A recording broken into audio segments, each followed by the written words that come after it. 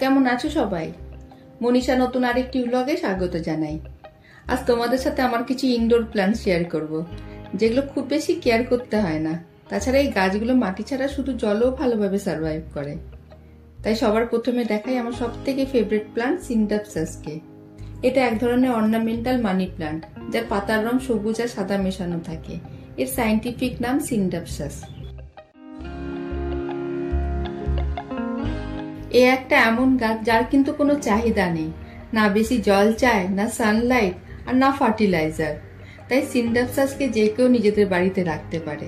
আর একে তো আমরা নিজেদের ড্রয়িং রুম বা বেডরুমে সাজিয়ে রাখতে বেশি পছন্দ করি, তাই সপ্তাহে একদিন জল দিলেই চলে। এবার বলি এই গাছ মাটি কেমন পছন্দ করে। আর সব ইনডোর প্ল্যান্টের মতন এই গাছও ওয়েল ড্রেন সয়েল পছন্দ করে। মানে গাছে জল দেওয়া মাত্র যেন পট থেকে সেই জল সঙ্গে সঙ্গে বাইরে বেরিয়ে যায়। তাহলে দেখবে সিনডাপসাস ভালো থাকবে। না হলে গাছের পাতা হলুদ হয়ে যাবে, গাছ বাড়বে না, এই ধরনের সমস্যাগুলো দেখা দেবে। তবে এর কোনো চাহিদা নেই বলে কি একে আমরা ফার্টিলাইজার দেবো না? আমি মাঝে মধ্যে একে লিকুইড ফার্টিলাইজার দিই, কখনো মাস্টার্ড কেক ফার্টিলাইজার দিই, আবার কখনো অনিয়ন পিল ফার্টিলাইজারটা দিই। তাতেই দেখো গাছটা কত সুন্দর হচ্ছে। এই গাছ যেমন পটে দেখতে ভালো লাগে, সেরকম হ্যাঙ্গিংয়ে রাখলেও খুব ভালো লাগে। তাছাড়া এই ছোট ছোট কাটিং নিয়ে জলেও রাখা যায়। সেই ক্ষেত্রে 6 থেকে 7 দিন অন্তর জলটা পাল্টে দিতে হবে, তাহলে দেখবে গাছ সুন্দর থাকবে। জলে রাখার জন্য আমরা এর কাটিং কেমন ভাবে নেব চলো দেখে নিই। এর যেখান থেকে পাতা গজায় তার ঠিক তলা থেকে শেকড়ও বেরোয়, সেরকম দেখে কিছু পাতা কেটে নেব।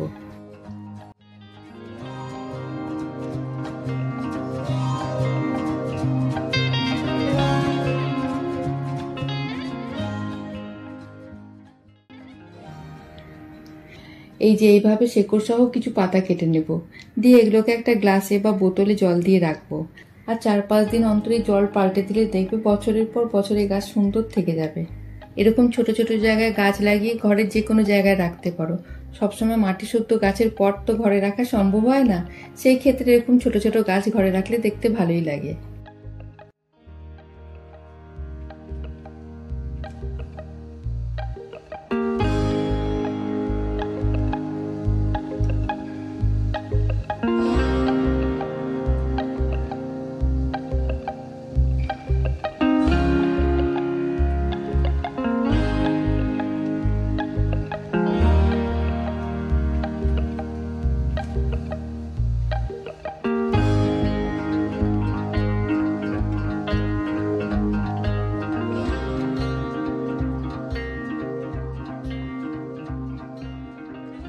দেখো এবার কেমন লাগছে, ভালো লাগছে না?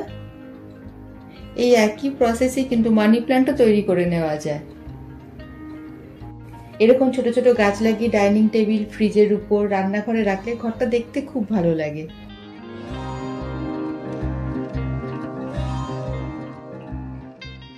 এই গাছটা আগে অনেক বড় ছিল, কদিন আগে বন্ধুরা এসেছিল, তাদেরকে কিছু ডাল কেটে দিয়েছি, তাই এখন একটু ছোট হয়ে গেছে। কদিন পর আবার বেড়ে যাবে। ওরা তো প্রথমে ভাবছিল ঘরে আর্টিফিশিয়াল গাছ সাজিয়ে রেখেছি, তারপর ছুঁয়ে দেখে বিশ্বাস করলো। আসলে এর পাতার রংটা এমন না, তাই লোকে প্রথমে নকল গাছ ভাবে।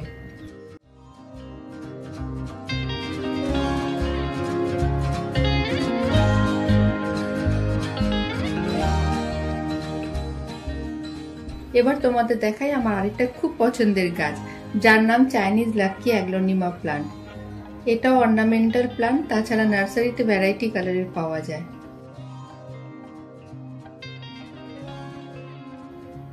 এই গাছ রাখলে নাকি বাড়িতে সুখ সমৃদ্ধি আসে, তাই আমার মনে হয় এই গাছ সবার বাড়িতে একটা থাকা উচিত। তার সাথে একে দেখতে সুন্দর বলে বেশিরভাগ এই গাছ ঘর সাজানোর জন্যই রাখা হয়।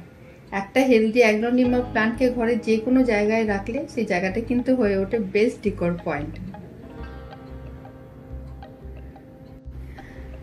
অ্যাগ্লোনিমার জন্য খুব বড় পটের দরকার হয় না, কারণ এই গাছের শেকড় খুব বড় হয় না। আমার এই গাছটা প্রায় 5-6 বছর ধরে 4 ইঞ্চির পটে রয়েছে। মাঝখানে হার্ড প্রুনিং করে দিয়েছিলাম, এখন আবার দেখো কচি কচি পাতা বেরিয়েছে, তার সাথে একটা আগাছাও বেরিয়েছে। দেখতে ভালো লাগছে বলে আর তুলে ফেলিনি। প্রুনিং করে এর কাটিংটা এক গ্লাস জলে রেখে দিয়েছিলাম, দেখো শেকড় বেরিয়ে গেছে। এইভাবে অ্যাগ্লোনিমার একটা গাছ থেকে আর অনেক গাছ তৈরি করে নেওয়া যায়।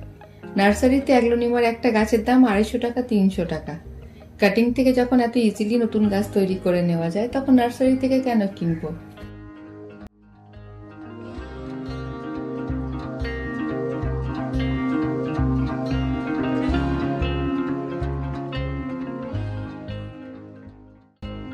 মনে রাখতে হবে অ্যাগ্লোনিমা কিন্তু ডাইরেক্ট সানলাইট একদম পছন্দ করে না, তাই একে ঘরের এমন জায়গায় রাখতে হবে যেখানে আসে ইনডাইরেক্ট সানলাইট। তাছাড়া এই গাছ খুব বেশি জলও পছন্দ করে না। আমাদের অতিরিক্ত জল দেওয়ার কারণেই কিন্তু বেশিরভাগ অ্যাগ্লোনিমা গাছ মারা যায়, তাই একে ঘন ঘন জল দেওয়া যাবে না। পটের মাটি 80% পর্যন্ত ড্রাই হলে তবেই আবার জল দেব। তাছাড়া ইনডোর প্ল্যান্টে যে আমি লিকুইড ফার্টিলাইজারটা দিয়ে থাকি, একেও তাই দিই। প্লাস এইটুকু খেয়াল রাখতে পারলে দেখবে অ্যাগ্লোনিমা ভালো থাকবে।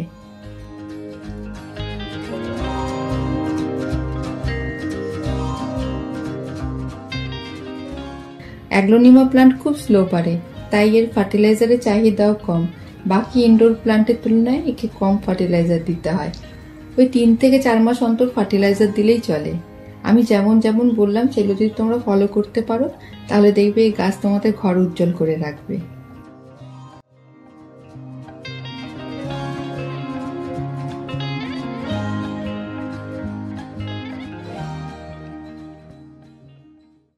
এবার দেখায় আরেকটা খুব সুন্দর ইনডোর প্লান্ট। একে তোমরা আমরা ব্লগে বহুবার দেখেছো। এটা এক ধরনের অর্নামেন্টাল প্লান্ট, নাম গ্রিন ভেলভেট সিঙ্গোনিয়াম। এই গাছের পাতাগুলো দেখতে সবুজ ভেলভেটের মতো, তাই বোধহয় নামের সাথে ভেলভেট কথাটা যুক্ত হয়েছে। এটা খুবই হার্ডি প্লান্ট, তাই যে কেউ একে বাড়িতে রাখতে পারে। এই গ্রিন ভেলভেট সিঙ্গোনিয়াম গাছটারও খুব একটা সূর্যের আলোর দরকার হয় না, তাই একে বেডরুমে, ড্রয়িং রুমে, ঘরে যে কোনো জায়গায় সাজিয়ে রাখা যায়। তাছাড়া এই গাছটা খুব ছোট পটে থেকে যায় এবং খুব তাড়াতাড়ি ঘন হয়ে চারিদিকে ছড়িয়ে পড়ে, তাই দেখতে খুব ভালো লাগে। গ্রিন ভেলভেট সিঙ্গোনিয়ামের দাম একদম বেশি না, নার্সারিতেই 20-25 টাকাতেই পাওয়া যায়। যারা গাছের পরিচর্যা করার একদম সময় পায় না, তাদের জন্য তো এই সিঙ্গোনিয়াম খুব ভালো গাছ, কারণ এই গাছ মাটিতে বা জলে দুটোতেই ভালোভাবে থেকে যায়, তাই একে সবাই নিজের কাছে রাখতে পারে। অবশ্য যে কোনো গাছ মাটিতে যত তাড়াতাড়ি বাড়ে সে তুলনায় কিন্তু জলে বাড়ে না, তাও ভালোই থাকে। এই কাটিংগুলো 3-4 মাস ধরে জলে রেখেছি, দেখো গাছটা একদম ফ্রেশ আছে। আর জলে যে গাছটা ভালো আছে সেটাই শেকড় দেখলেই বোঝা যাচ্ছে। এবার বলি এই গাছের মাটির কথা। এই গাছও ওয়েল ড্রেন সয়েল পছন্দ করে। আমার বাকি ইনডোর প্লান্টের মাটি যেভাবে তৈরি করেছি, এই গাছের মাটিও একইভাবে তৈরি করা।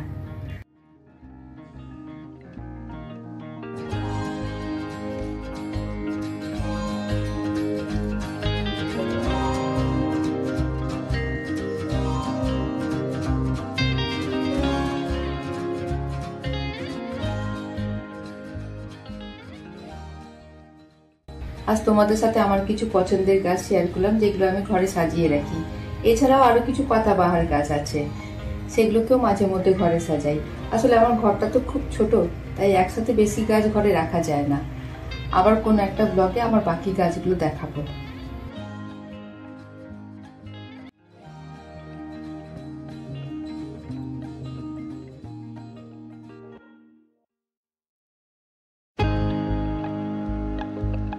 আমার মনে হয় গাছ দিয়ে ঘর সাজানোর মতন ঘর সাজাবার সুন্দর জিনিস আর কিচ্ছু হয় না। 2-1টা গাছ ঘরে রাখলেই দেখবে ঘরটা একদম জল করে, আর বিশেষ কিছু করতে হয় না। আমিও এবার গাছগুলো ভেতরে তুলে রাখি। তার সাথে আজকের ব্লগটা এখানেই শেষ করলাম। আমার এই ব্লগটা তোমাদের কেমন লাগলো কমেন্ট করে জানিও। যদি ভালো লাগে তাহলে একটা লাইক করে দিও। খুব তাড়াতাড়ি দেখা হবে নতুন আরেকটা ব্লগ নিয়ে। ততক্ষণ তোমরা সবাই খুব ভালো থেকো, আনন্দে থেকো। টাটা।